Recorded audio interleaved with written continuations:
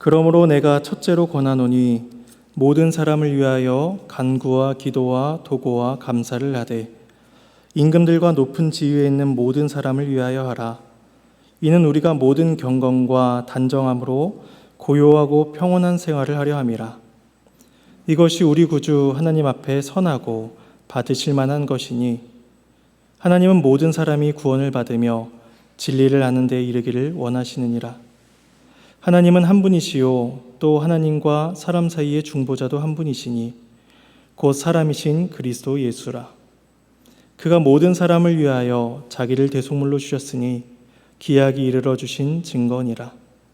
이를 위하여 내가 전파하는 자와 사도로 세움을 입은 것은 참말이요 거짓말이 아니니 믿음과 진리 안에서 내가 이방인의 스승이 되었노라.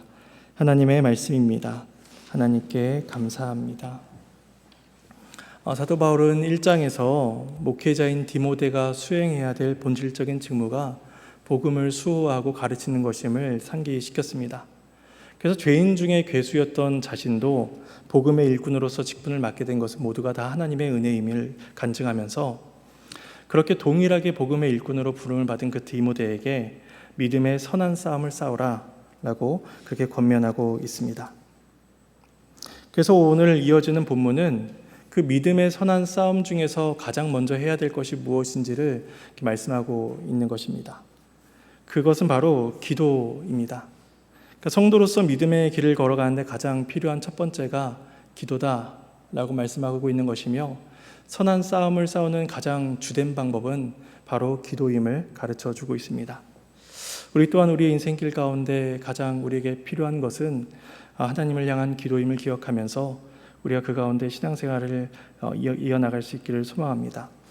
1절과 2절은 먼저 모든 사람을 위해 기도하라 명령하고 있습니다. 우리 함께 말씀을 함께 읽어보겠습니다.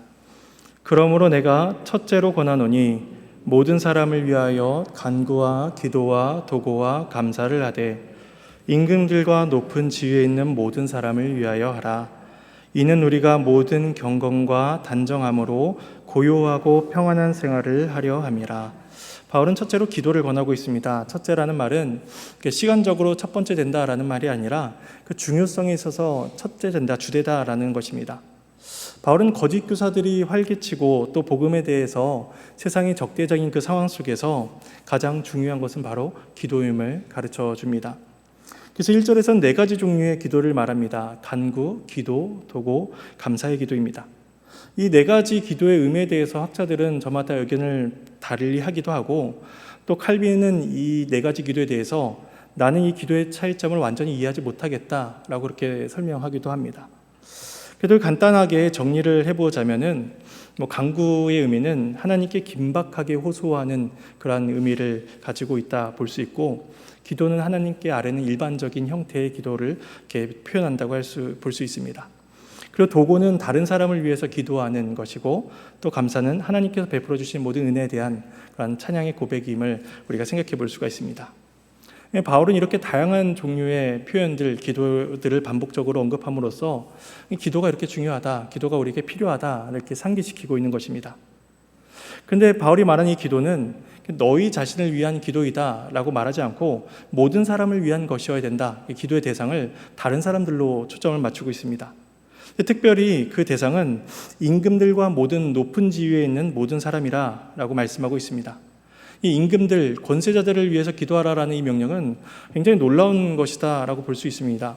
왜냐하면 당시 로마의 임금, 로마의 왕은 네로 황제로서 기독교에 대해 굉장히 적대감을 가지고 있었고 또 그 나라를 통치하는 권세자들은 교회를 핍박하는 주된 세력들이었기 때문입니다.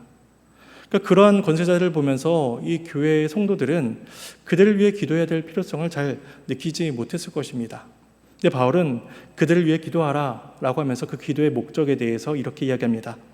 우리의 모든 경건과 단정함으로 고요하고 평안한 생활을 하려 합니다. 그러니까 이 말씀은 국가의 고위직에 크리스천들이 올라가야 된다, 높은 자리에 올라가야 된다는 것이 아닙니다. 그리고 교회의 세력을 늘리고 교회가 강해져야 된다라고 말씀하는 것도 아닙니다. 죄로 부패한 세상 속에서 질서 있는 사회가 되어야만 교회는 평안히 하나님이 주신 책임을 감당하면서 신자는 올바른 신앙생활에 전념할 수 있게 되기 때문입니다. 그러니까 교회는 국가를 위해서 기도해야 되고, 국가는 교회가 복음을 편히 전파하며 또 교회의 자유를 보호해 줄 그런 책임이 있는 것입니다. 그런 점에서 하나님께서는 국가와 교회에게 각각의 의무와 책임을 다 부여해 주셨습니다. 이러한 권세자들을 위한 기도는 예레미야 29장 7절에서도 확인할 수가 있습니다. 예레미야는 바벨론의 포로로 끌려가는 그 유대인들을 향해서 이야기하기를 그 바벨론의 평화를 위해서 기도해라, 그 바벨론의 도시를 위해서 기도해라 라고 명령합니다. 왜냐하면 그 성읍이 평안해야만 너희들이 평안할 수 있기 때문이다 라고 설명하고 있습니다. 그러므로 우리도 나라와 권세가들을 위해서 기도해야만 하는 것입니다. 근데 그러한 모든 기도의 목적이 단순히 그리스도인들이 평안하고 안정된 신앙생활을 하기 위한 것, 그것에만 또 초점이 맞춰져 있지 않습니다. 3절과 4절에서 모든 사람을 위한 기도의 목적을 더 이렇게 부연해서 설명하고 있습니다. 우리 3절과 4절 말씀을 함께 읽어보겠습니다. 이것이 우리 구주 하나님 앞에 선하고 받으실 만한 것이니 하나님은 모든 사람이 구원을 받으며 진리를 아는 데에 이르시기를 원하시느니라. 모든 사람을 위한 기도를 해야 되는 이유는 그 기도 자체가 하나님 앞에서 선한 것이며 또 하나님께 그 기도를 기뻐 받으시기 때문입니다. 왜냐하면 하나님은 모든 사람이 구원받기를 원하십니다. 아마도 바울은 당시에 그 초대교회 당시에 영지주의를 주장하는 사람들이 특별한 지식을 가진 사람만이 구원을 받을 수 있다라는 그러한 주장에 대해서 그것을 염두하고 하나님은 그런 특별한 지식이 아니라 모든 사람을 구원하기를 원하신다라는 마음으로 이런 언급을 했을 수도 있습니다. 근데 이러한 특정한 그런 영지주의에 대한 그러한 사상은 사실 그들에게서만 나타난 것이 아니라 교회 역사 속에서 나타났고 또 예수님께서 사역하시던 공생의 기간 동안에 유대인들 모습 속에서도 나타났습니다. 유대인들은 하나님께서 아브라함에게 주셨던 그 약속, 너로 인하여 땅의 모든 족속이 복을 받게 될 것이다 라는 그 약속을 모든 족속에게 적용하려 하지 않고 유대인들 자신들에게만 적용하고자 했습니다. 그러니까 이처럼 복음이 특정 사람에게만 주어진다라는 사상은 복음과 대치되는 것이었습니다. 복음이 가르치는 그 은혜, 또 우리가 믿는 제한 속죄는 그리스도를 믿음으로 인해서 우리에게 교만과 편견이라는 것을 우리에게 주지 않습니다. 복음은 우리에게 믿음이 선물이다라고 말씀하면서 모든 사람이 그 선물을 받고 하나님께로 돌아오기를 원한다라고 말씀하고 있습니다. 구원은 선택된 특정 사람들에게만 주어지는 것이 맞지만 그것은 언제나 우리에게 겸손과 감사를 불러일으킵니다. 그래서 모든 사람들, 나뿐만 아니라 모든 사람들이 그 은혜 앞에 나오기를 우리는 소망하게 됩니다. 따라서 바울은 모든 사람을 위해서 이렇게 기도하라라고 명령하고 있습니다. 그런 점에서 이 바울의 기도의 명령은 예수님의 그 기도를 상기시키게 합니다. 예수님께서는 그 하나님의 뜻이 하늘에서 이루어진 것처럼 땅에서도 이루어지기를 기도하라라고 명령하셨기 때문입니다. 따라 성도들은 기도하기를 삼위 하나님께서 그리스도를 통해서 우리에게 베푸신 그 구원 사역이 이 땅 가운데 가득히 이루어질 수 있도록 우리는 기도해야 하며 더 나아가 복음을 증거함으로써 하나님의 구원 사역에 우리는 동참해야 하는 것입니다. 그래서 바울은 구원을 얻고 진리의 지식에 이르러야 된다라고 하면서 그 진리의 지식에 이르는 방법이 무엇인지를 5절과 6절에서 덧붙여 설명합니다. 그것은 모든 사람의 구원을 위한 그리스도의 사역에 대한 것입니다. 5절과 6절 말씀을 함께 읽겠습니다. 하나님은 한 분이시요 또 하나님과 사람 사이의 중보자도 한 분이시니 곧 사람이신 그리스도 예수라. 그가 모든 사람을 위하여 자기를 대속물로 주셨으니 기약이 이르러 주신 증거니라. 이 5절 앞에는 왜냐하면이라는 접속사가 지금 생략되어 있습니다. 번역이 안 되어 있는 거죠. 4절에서 하나님께서 모든 사람이 구원받기를 원하신다라고 이야기한 후에 5절에서 왜냐하면 이러이러하기 때문이다라고 그 이유를 설명하고 있는 것이죠. 그 이유는 뭐냐면 하나님은 한 분이시며 하나님과 사람 사이의 중보자도 한 분이시기 때문입니다. 그러니까 나라와 인종과 문화는 굉장히 다양하지만 불변하시는 그 하나님은 오직 한 분이십니다. 그러니까 이 땅의 다양한 사람들이 다 그 한 분 하나님께 나아가야 한다는 것이죠. 그 하나님께 나아가야만 긍휼과 구원을 누릴 수가 있습니다. 그리고 하나님께서는 그 모든 사람들이 주 앞에 나오는 것을 기뻐하십니다. 그리고 하나님께서는 중보자이신 한 분 그리스도께 죄인이 나오는 것을 기뻐하십니다. 앞서 1장 15절에서 이렇게 바울이 이야기합니다. 미쁘다 모든 사람이 받을 만한 이 말이여 그리스도 예수께서 죄인을 구원하시려고 세상에 임하셨도다. 그러니까 죄인을 구원하러 오신 예수님의 그 유일하고 주된 한 가지 기쁨이 있다면, 예수님의 기쁨은 죄인 인간들이 중보자이신 그리스도를 통해서 하나님께 나아가는 것을 가장 기뻐하십니다. 그러니까 예수님을 통해서 우리는 구원을 받으며 진리라는 지식에 이르게 되는 것이죠. 바울은 그래서 중보자이신 예수님을 말씀하면서 예수님이 왜 유일한 구원자가 되시는가, 그것을 두 가지로 설명합니다. 첫 번째는 예수님께서는 참 하나님이시며 참 사람이시다라는 것입니다. 그러니까 하나님과 사람 사이의 중보자가 되려면 그 중보자는 똑같이 양쪽 모두를 대표해야 되며 양쪽 모두를 동등한 역할로 이렇게 존재하셔야만 됩니다. 그래서 예수님은 사람이시다라고 오늘 본문에서 말씀하는데, 예수님께서 사람으로서 인간들의 중보자가 되시려면 그 예수님은 인성뿐만 아니라 신성 동일하게 두 개를 다 가지신 분이어야만 하는 것입니다. 그 예수님께서 유일한 구원자이신 두 번째 이유는 뭐냐면, 예수님께서 모든 사람을 위하여 자기를 대속물로 주셨기 때문입니다. 예수님께서 자신의 몸을 대속 제물로 드리셔야만 우리는 구원을 받을 수가 있습니다. 이것은 이사야 53장에서 예언된 메시아의 그런 사역을 우리에게 상기시켜 줍니다. 이사야 53장 5절과 6절에 이렇게 말씀을 합니다. 그가 찔림은 우리의 허물 때문이요 그가 상함은 우리의 죄악 때문이라. 그가 징계를 받음으로 우리는 평화를 누리고 그가 채찍에 맞음으로 우리는 나음을 받았도다. 우리는 다 양 같아서 그릇 행하여 각기 제 길로 갔거늘 여호와께서는 우리 모두의 죄악을 그에게 담당시키셨도다. 예수님께서는 죽기 위해서 태어나셨습니다. 그리고 예수님께서는 다른 사람의 죄를 짊어지시기 위해서 십자가에 달려 죽으셨습니다. 어느 누구도 선행이나 공로나 수행이나 열심이나 어느 곳으로도 구원을 받을 수 있는 사람은 없습니다. 그러니까 중보자로서 이 땅에 오셔서 자신의 몸을 대속제물로 바치신 그 예수님을 믿는 것뿐이다 라고 바울은 이야기합니다.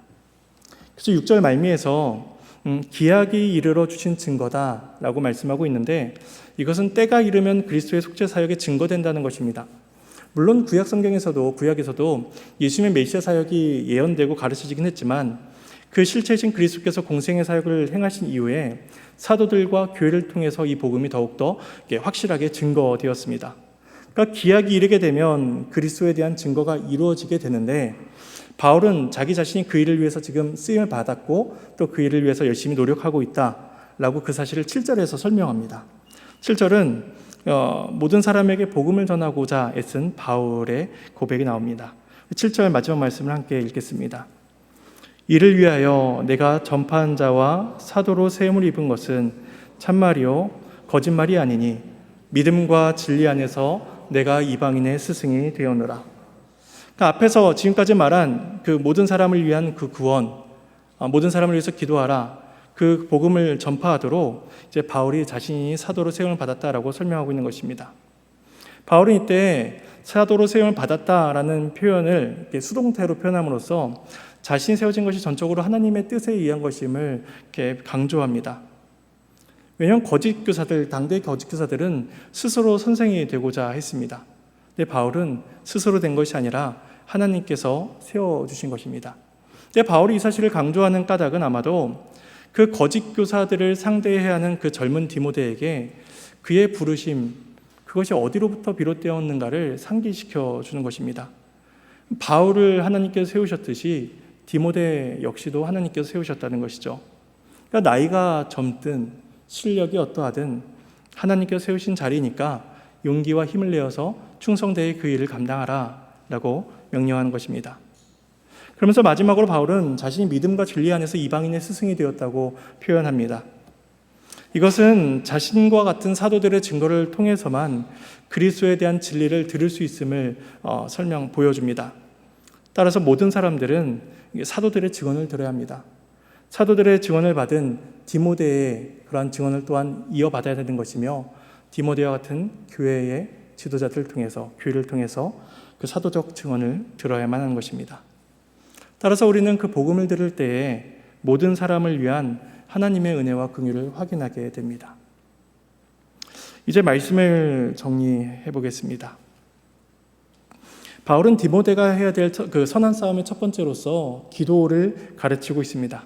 근데 그 기도는 특별히 모든 사람을 위해서 기도하라라고 명하고 있죠.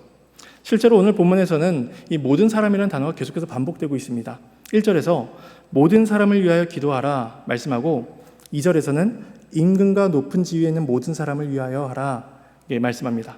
그리고 4절에서는 하나님은 모든 사람이 구원을 받기를 원하신다라고 말하고 6절에서는 그가 모든 사람을 위하여 자기를 대속물로 주셨다라고 이야기하면서 모든 사람에 대한 표현을 계속해서 반복합니다. 그럼 마지막 7절에서는 모든 사람이라는 표현을 사용하고 있지 않지만 이방인들의 스승이다라고 말함으로써 그 복음이 유대인뿐만 아니라 이방인들 모든 사람들을 위한 것임을 밝히고 있습니다.